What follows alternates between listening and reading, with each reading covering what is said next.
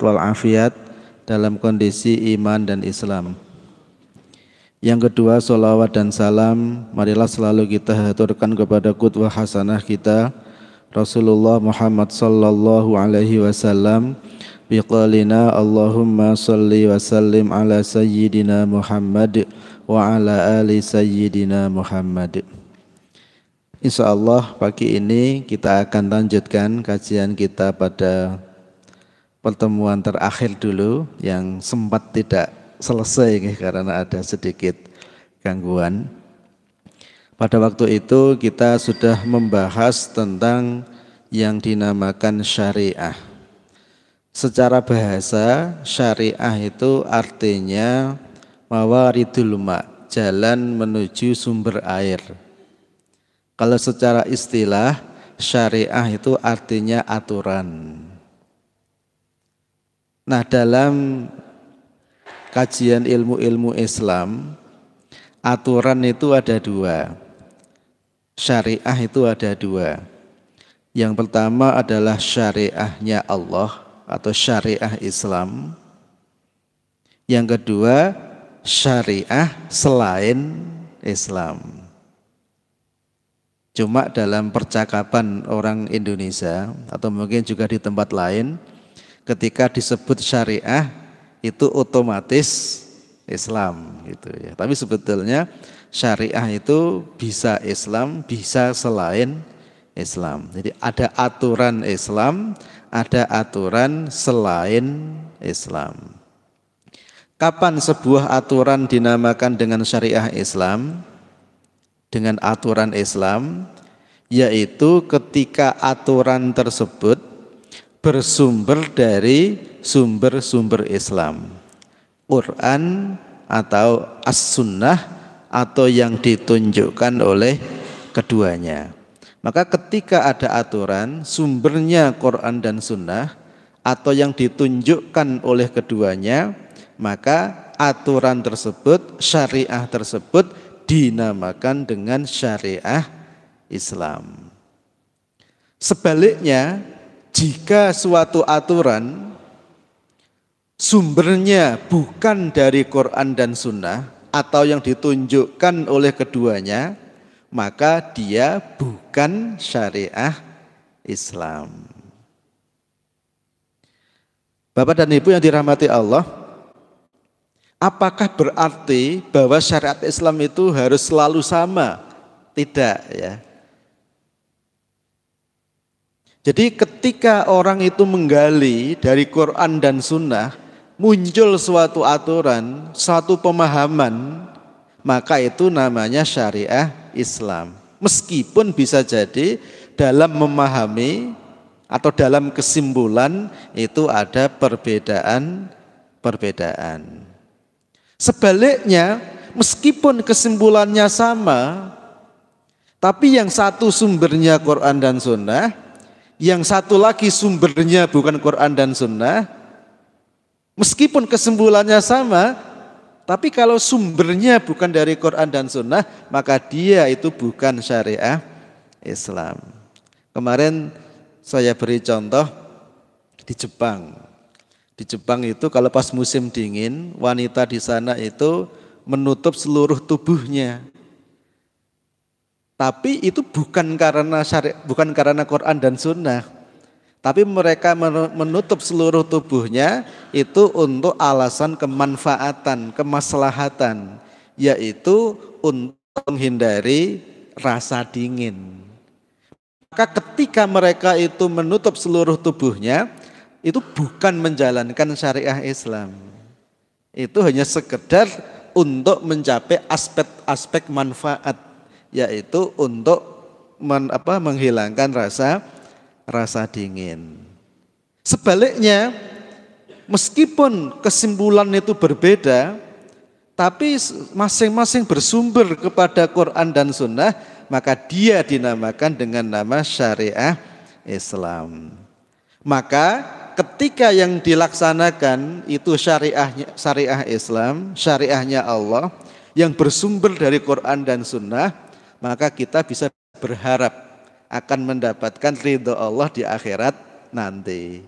Sebaliknya, Kalau yang kita laksanakan itu bukan syariah Islam, ya maka kita tidak bisa berharap. Nah, kemudian syariah Islam itu kan kemudian dipahami oleh orang ya dari Quran dan Sunnah. Nah, kemudian pemahaman-pemahaman itu kemudian kadang-kadang dikumpulkan. Nah, itulah yang kemudian dinamakan dengan nama fikih. Fikih. Jadi ada yang bertanya, fikih itu syariah Islam enggak? Oh iya, fikih itu adalah syariah Islam. Kenapa? Karena fikih itu digali dari Quran dan Sunnah. Jadi fikih itu adalah syariah Islam. Itu adalah kumpulan kesimpulan terkait dengan hukum-hukum tentang suatu perbuatan yang digali dari Quran dan Sunnah. Nah, tadi saya sudah bilang, meskipun kesimpulan itu berbeda, kalau sumbernya Quran dan Sunnah, maka itu adalah syariah Islam. Maka di dalam fikih memang kadang-kadang berbeda antara misalnya fikihnya Imam Syafi'i dengan fikihnya Imam Hambali. Nah, kedua-duanya itu sama-sama syariah Islam.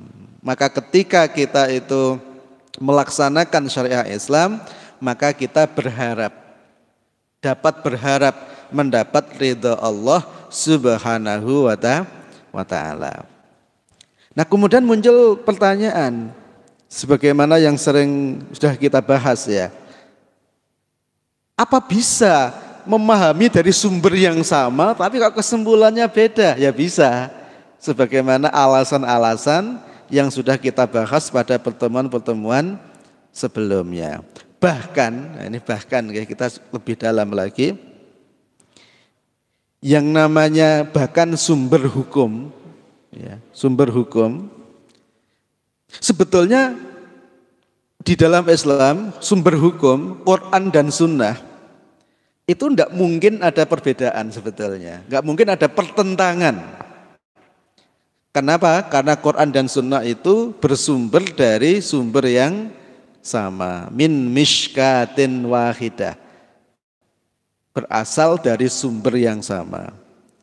Hanya saja karena pemahaman kita terbatas, kadang-kadang tidak utuh, kadang-kadang tidak lengkap, kadang-kadang kita itu tidak tahu kronologinya, sementara yang diriwayatkan itu hanya kesimpulannya, sehingga kadang-kadang terkesan ada dalil-dalil yang kelihatan bertentangan. Jadi dalil itu tidak ada yang bertentangan, ya. Tidak ada yang bertentangan. Quran, Sunnah itu enggak ada yang bertentangan. Cuma karena pemahaman kita, terutama tentang hadis, itu kadang-kadang tidak utuh, sehingga kadang-kadang terkesan seakan-akan bertentangan. Memang ketika kita baca hadis itu kan kadang-kadang kan pendek gitu ya. Nah, kalau kita lihat kayaknya seakan-akan itu bertentangan. Seakan-akan. Okay. Kenapa seakan-akan bertentangan? Ya karena kita itu tidak mengetahui secara lengkap. Ya contoh paling sederhana misalnya saya sendiri misalnya ya. Saya sering cerita, kalau saya bilang ke anak saya, kamu enggak boleh keluar rumah ya gitu. Kemudian pada waktu yang lain saya bilang, sana keluar, ditunggu temanmu di luar gitu. Ini kalau seandainya diriwayatkan beberapa hari setelahnya, itu kan kelihatan bertentangan kan? Tapi kalau kita tahu kronologinya, mungkin tidak bertentangan. Karena ketika saya melarang anak keluar, mungkin dia sedang sakit atau mungkin pas sedang ada apa gitu. Pas saya menyuruh keluar itu mungkin pas ada temannya. Sehingga kata-kata ini keluar untuk kasus yang berbeda. Cuma ketika diriwayatkan sepotong kan enggak tahu kasusnya apa. Sehingga seakan-akan tampak bertentangan. Nah, demikian pula hadis Nabi. Hadis Nabi itu enggak ada yang bertentangan. Karena keluar dari sumber yang sama. Tapi karena pemahaman kita itu berbeda, tidak lengkap, tidak utuh, sehingga kadang-kadang seakan-akan tampak bertentangan. Kenyataannya memang banyak hadis yang seakan-akan bertentangan. Nah, ketika kita itu menerima sumber-sumber hadis yang kelihatan bertentangan atau dalil-dalil yang kelihatan bertentangan, terus gimana caranya kita memahami? Nah, ini muncul akhirnya para ulama berusaha untuk memahami ini dan menyelesaikan secara saintifik, ya, artinya sehingga pendekatan itu pendekatan yang tertelusur dan terukur, bukan masalah like and dislike, apalagi masalah suka dan tidak suka. Maka kemudian nanti kalau kita lihat di dalam kitab-kitab usul fiqih, nanti kita menemukan pembahasan yang namanya at-tarjih bainal adillah. Jadi ilmu bagaimana caranya kita itu mentarjih atau mengambil dua dalil yang seakan-akan tampak bertentangan. Bapak dan Ibu yang dirahmati Allah, nah ini ada kaidah ya. Kaidah yang pertama, kalau ada dalil yang kelihatan bertentangan, yang pertama, kalau memungkinkan itu adalah i'malud dalilaini, yaitu kita itu mengamalkan dua dalil tadi meskipun seakan-akan bertentangan. Al-jam'u bainal adillah, jadi kalau bisa dikumpulkan, kalau bisa tetap diamalkan keduanya kalau bisa, okay? Jadi i'malud dalilaini aula min ihmali ahadihima. Jadi mengamalkan dua dalil yang seakan-akan bertentangan, kalau memungkinkan itu lebih baik daripada kita membuang salah satu. Karena hukum asal dalil itu diamalkan, bukan dibuang. Jadi kalau bisa diamalkan. Maka dalam hal ini ada beberapa kaidah dalam i'malud dalilaini. Ini salah satunya, ini contoh saja. Idza fa'alar rasulu fi'lan thumma fa'ala naqidahu marratan ukhra fahadha ya'ni anna hadzal fi'la lil ibahati.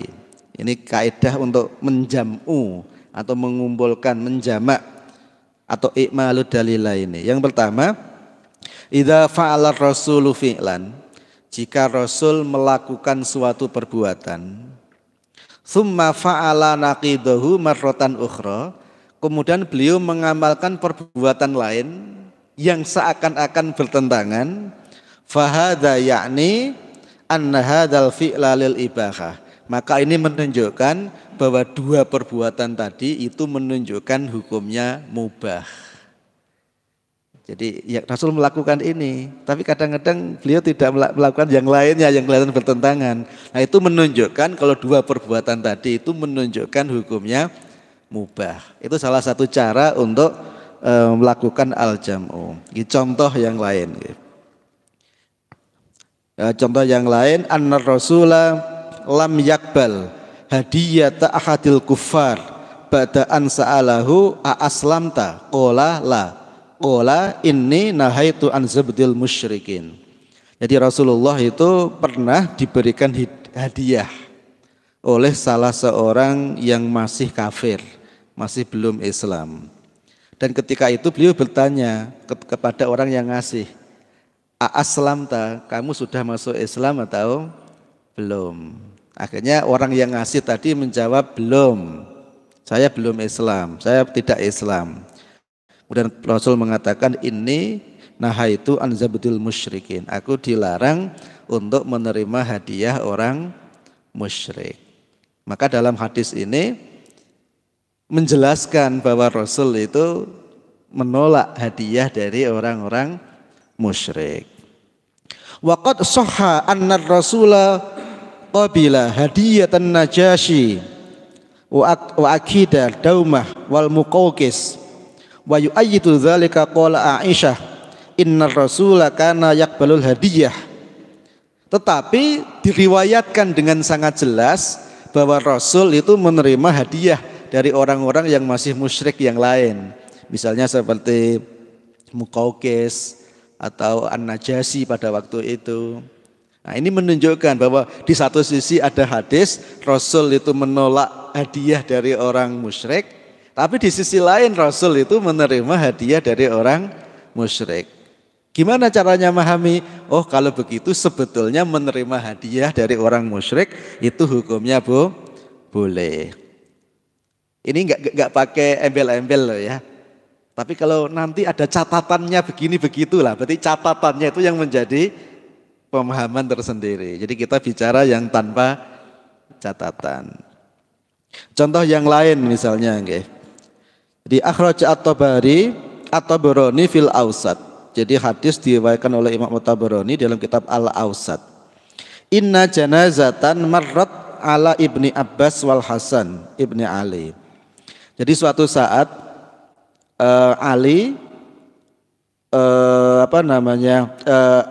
Hasan bin Ali dan Ibnu Abbas ini sedang berdua. Ya mungkin ngobrol atau sedang apa gitu ya. Kemudian waktu itu lewat jenazah.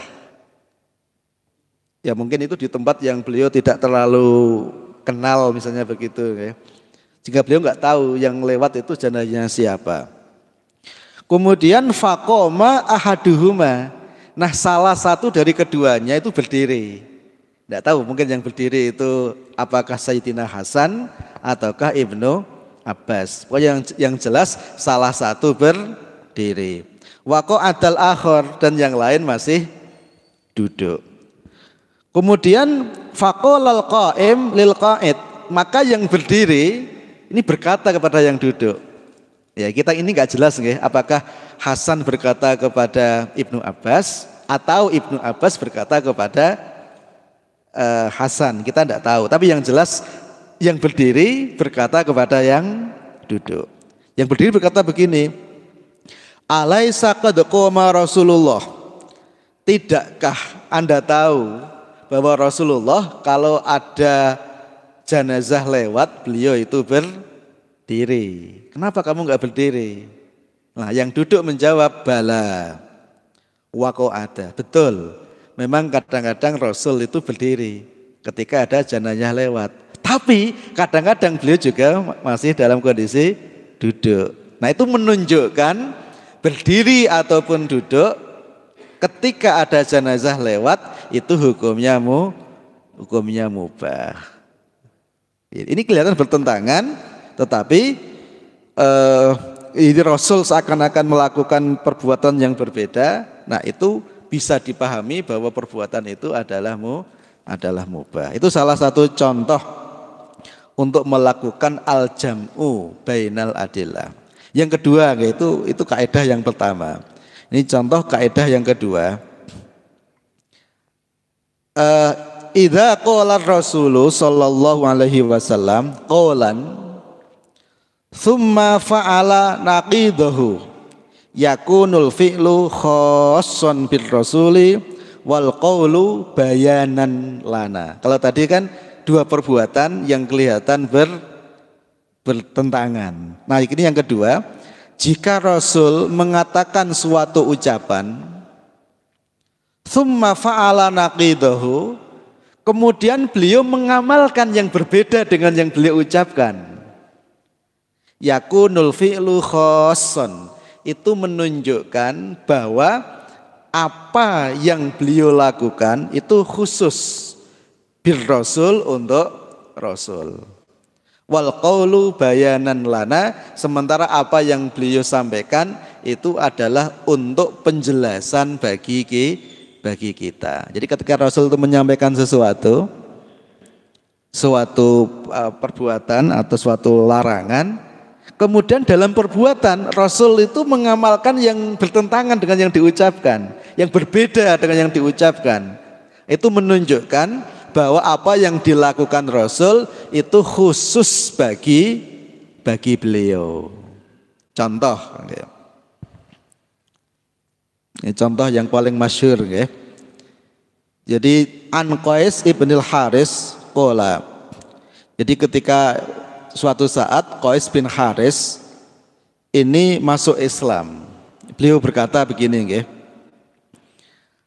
Aslamtu wa indi samaniyu niswatin fa ataitun nabiyya sallallahu alaihi wasallam fa dzakartu dzalika. Jadi aku masuk Islam dan waktu itu istri saya ada 8. Jadi sebetulnya poligami itu sebetulnya kebiasaan sebelum Islam. Nah kemudian ketika Islam datang itu membatasi jumlah maksimumnya. Ya, bukan Rasul itu menyuruh untuk poligami, itu bukan sebetulnya. Tapi sebelum Islam itu memang poligami itu jadi tradisi yang jumlahnya tidak dibatasi. Kemudian begitu Islam datang itu diizinkan tapi dengan dibatasi jumlahnya gitu. Jadi waktu itu Qais ini masuk Islam dan beliau itu punya istri 8. Dan beliau menceritakan kepada Rasul tentang fakta itu.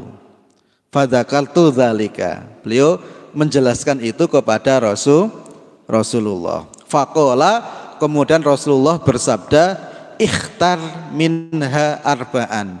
Pilihlah dari 8 itu 4 orang saja. Jadi Rasul melarang menikah atau memiliki istri dalam satu waktu lebih dari 4. Jadi dibatasi maksimal 4. Kemudian waqad sahha annar rasula qad jama'a tis'a niswatin. Kemudian telah diriwayatkan dengan hadis yang sahih yang jumlahnya sangat banyak, yang mutawatir bahkan, bahwa Rasul itu memiliki istri, mengumpulkan istri sebanyak 9. Ini kan kelihatan bertentangan. Yang satu melarang punya istri lebih dari 4, sementara Rasul sendiri istrinya 9. Maka fayadullu dzalika ala annal jam'a bi aksaro min arba'atin khosun bir Rasul. Itu menunjukkan bahwa memiliki istri lebih dari 4 itu khusus untuk Nabi. Sementara kita itu dilarang. Nah ini penting untuk difahami ya. Jangan, karena sebagian orang itu ada yang kalau dalam bahasa Jawa itu sontoloyo. Aku yang ngikuti Nabi ya. Lawang Nabi bojone 9 aku ya melu. Ini namanya mengikuti tanpa ilmu. Seakan-akan pakai dalil, tapi sebetulnya dia itu memanfaatkan dalil. Dan banyak ya orang yang memanfaatkan dalil itu banyak. Jadi bukan mengikuti dalil, tetapi memanfaatkan dalil untuk kepentingan sendiri. Itu contoh nggih. Contoh yang lain misalnya.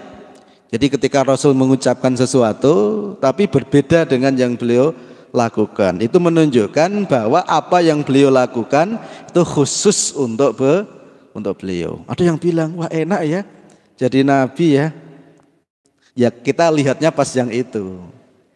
Kita enggak lihat nabi itu punya kewajiban tahajud sepertiga malam minimal. Nah, jenengan mau ikut nabi enggak? Nah kalau kayak gini enggak mau ikut ya. Jadi sebetulnya kadang-kadang sebagian kita itu yang kita ikuti itu kadang-kadang yang enak-enak ya. Ya itu sih manusiawi, itu manusiawi. Meskipun sebetulnya itu tidak benar ya. Meskipun manusiawi. Nggih, contoh yang lain. Wa qaulu Aisyah. Ini hadis riwayat dari Aisyah radhiyallahu anha. Beliau mengatakan innan nabiyya sallallahu alaihi wasallam kana yuqabbilu ba'dha azwajihi thumma yusalli wa la yatawaddau. Dan beliau sebelumnya mengatakan, hadis riwayat dari Umar, innan nabiyya sallallahu alaihi wasallam qala al-qiblatu minal lamsi fatawaddu minha. Beliau mengatakan mencium itu termasuk bagian dari al-lamsu, bersentuhan, maka berwudulah ketika kita itu habis mencium istri kita. Jadi di sini hadis ini menjelaskan mencium istri itu membatalkan wudu. Maka ketika kita mau sholat, kita itu diminta untuk wudu karena wudu kita batal. Ini hadis riwayat dari Umar. Wa qalu Aisyata, ini kelihatan bertentangan dengan hadis yang diriwayatkan oleh Aisyah radhiyallahu anha. Beliau mengatakan innan nabiyya kana yuqabbilu ba'da azwajihi, bahwa Rasulullah pernah mencium sebagian istrinya. Ini enggak diceritakan siapa nggih, ya mungkin Aisyah sendiri nggih. Mencium sebagian istrinya, tsumma yusolli, kemudian beliau salat, wala yatawaddau, dan beliau tidak wudu terlebih dahulu. Ini ada dua hadis yang sama-sama sahih. Sama-sama sahih ya. Yang pertama itu ada di dalam hadis 254. Itu diriwayatkan oleh Imam Malik, Imam Syafi'i dan Imam Baihaqi. Kemudian yang kedua itu 255 diriwayatkan oleh Imam Bukhari, Imam Nasa'i dan Imam Ibnu Majah. Ini sama-sama sahih. Nah, terus kalau sama-sama sahih ini gimana caranya memahami?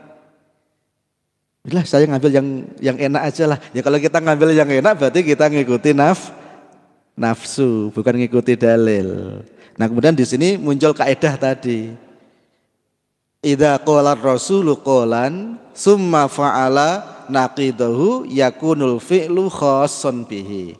Ketika Rasul mengucapkan sesuatu, kemudian beliau melakukan yang berbeda, maka perbuatan yang berbeda itu khusus untuk Nabi. Maka kemudian Imam Syafi'i memahami bahwa mencium istri itu membatalkan wudu.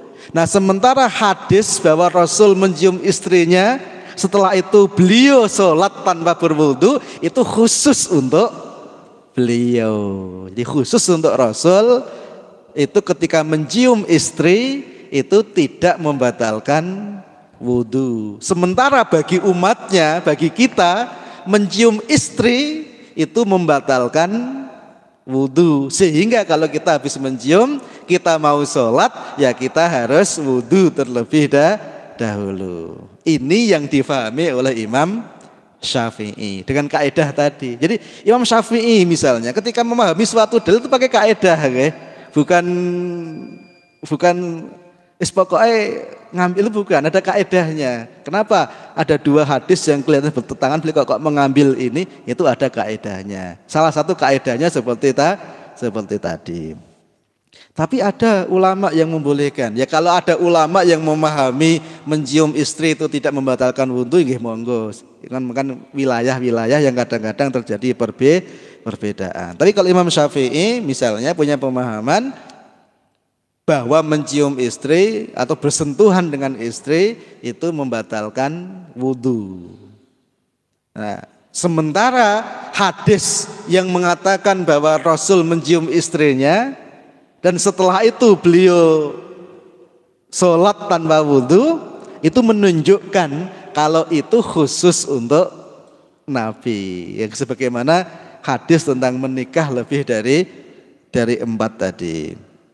Nah, dan contoh yang lain juga banyak. Mungkin yang ketiga, mungkin ini enggak tahu sekarang jam berapa suruk itu Tapi 5.24. Berarti udah selesai sekarang.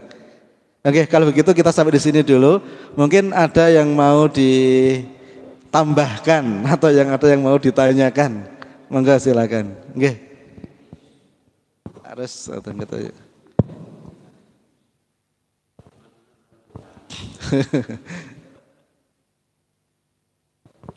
Kumlot ini Pak.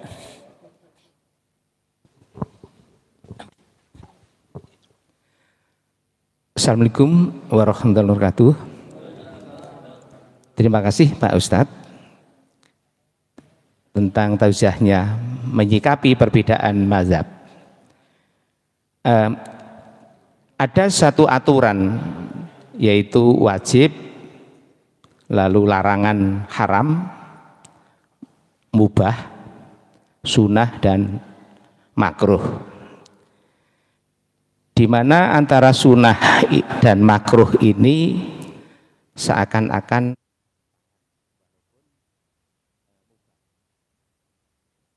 kami tanyakan, Pak, misalnya saya sebagai makmum masbuk masuk, kalau saya mengambil mendekat pada suatu shaf, saya ketinggalan karena imam telah takbir untuk ruku.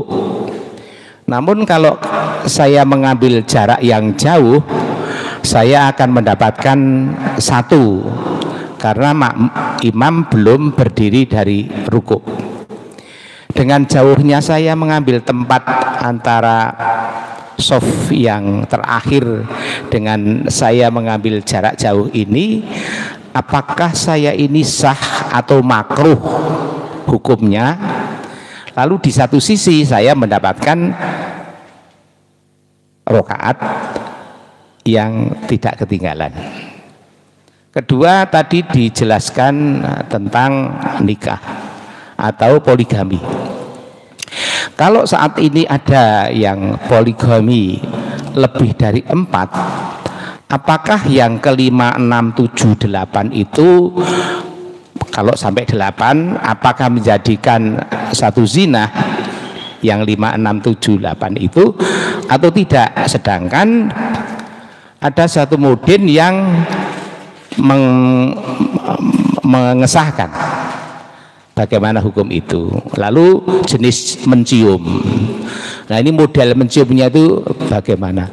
Katanya Pak Saiful ini, Pak, modelnya bagaimana ini menciumnya itu, yang batal bagaimana, yang tidak batal bagaimana, atau memang semuanya batal? Terima kasih.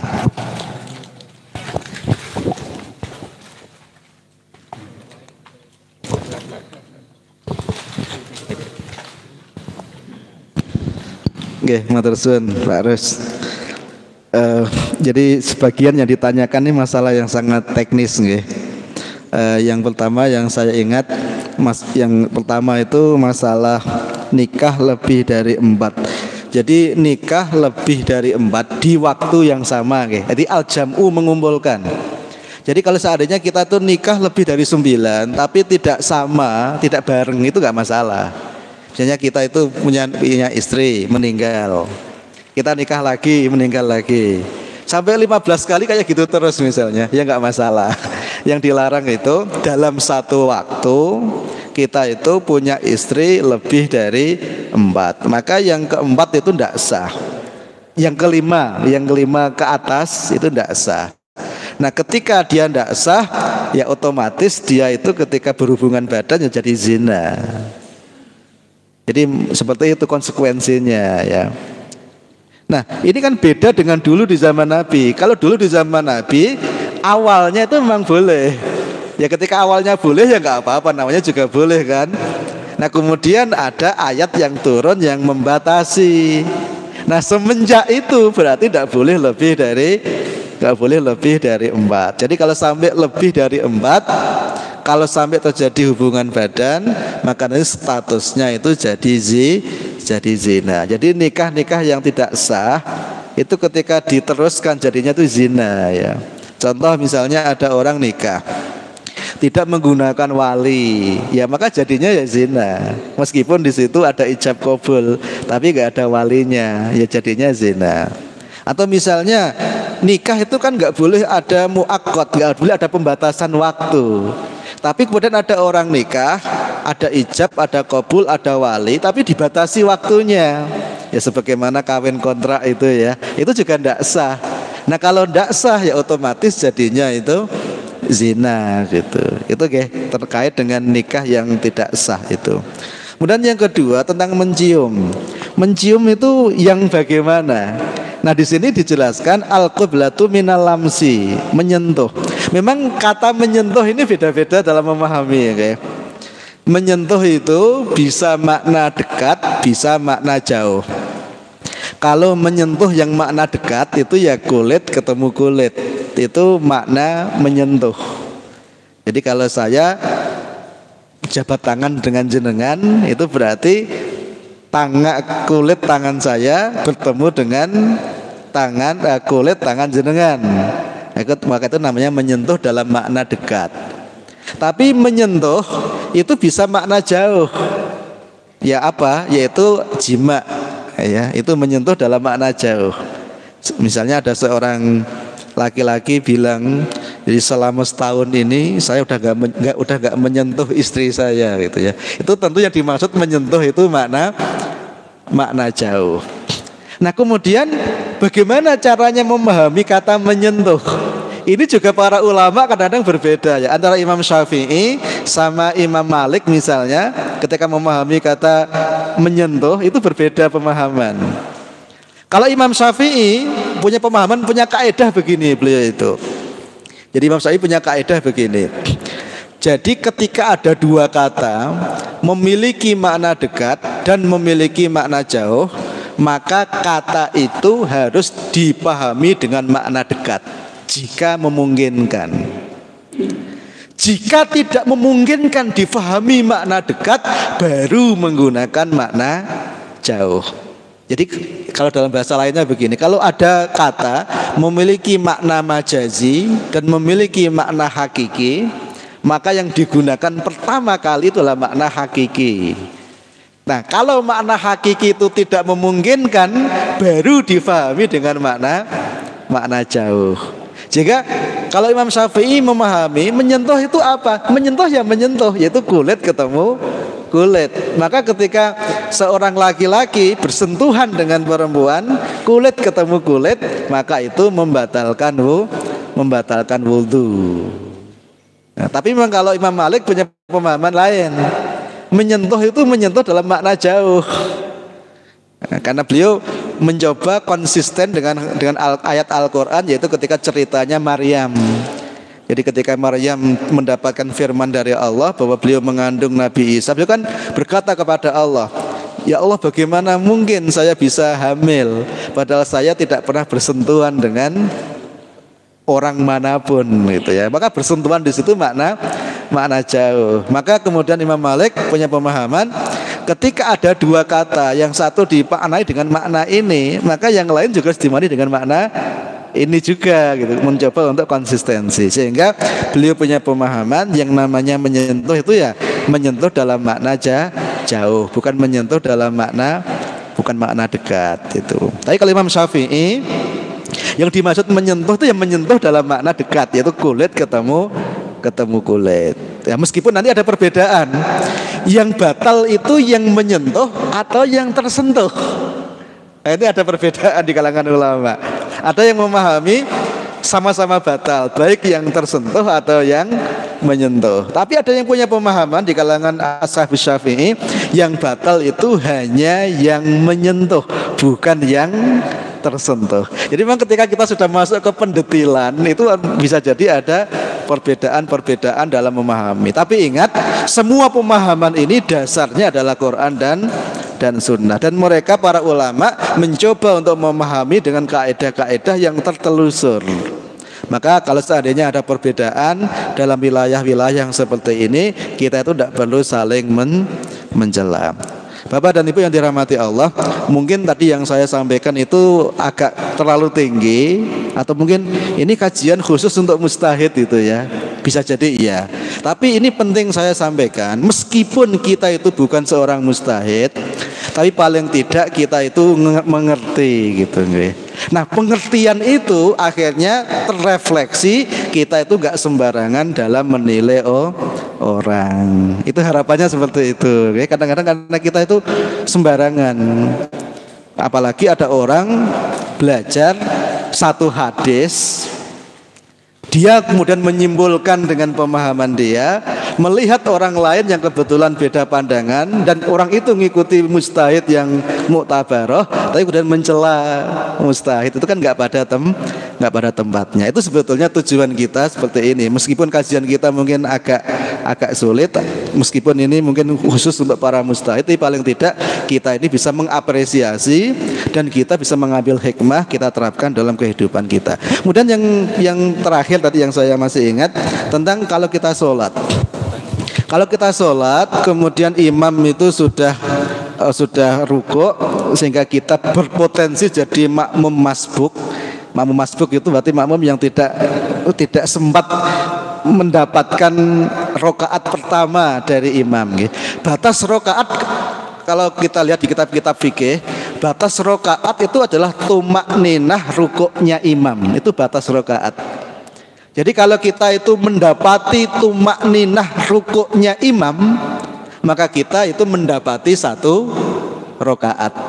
Tapi kalau kita tidak mendapati tumak ninah rukuknya imam, maka kita itu tidak mendapatkan 1 rokaat. Jadi misalnya ketika kita sholat, ternyata imam sudah berdiri dari rukuk, berarti kita itu tidak mendapat 1 rokaat yang pertama tadi. Jadi kalau seandainya kita itu makmum, maka kita statusnya masbuk. Sehingga nanti ketika imam itu salam, maka kita melanjutkan lagi tambah 1 rokaat yang kita tinggalkan. Meskipun kita berdiri, tapi yang berdiri pertama itu tidak dianggap sebagai 1 rokaat. Nah kemudian muncul kasus, kalau seandainya kita itu ke masjid, kita agak telat, kita posisi jauh, imam sudah rukuk. Nah sebaiknya gimana? Apakah kita itu sholat di tempat itu meskipun jauh, atau kita itu mengikuti atau kita menuju ke barisan yang ada dengan konsekuensi kita telat 1 rakaat. Maka ini adalah wilayah afdhaliyah. Nah sepanjang yang saya ketahui, yang dilakukan oleh para salafus soleh, kalau ada peristiwa seperti ini, yang dilakukan itu menuju ke barisan, ke shaf, meskipun dengan konsekuensi telat 1 rakaat. Gitu barangkali yang bisa saya tambahkan. Saya kira itu, semoga ada manfaatnya. Barakallahu li wa lakum wa nafa'ani wa iyyakum bima fihi minal ayati wa dzikril hakim, innahu huwas samiul alim. Wassalamualaikum warahmatullahi wabarakatuh.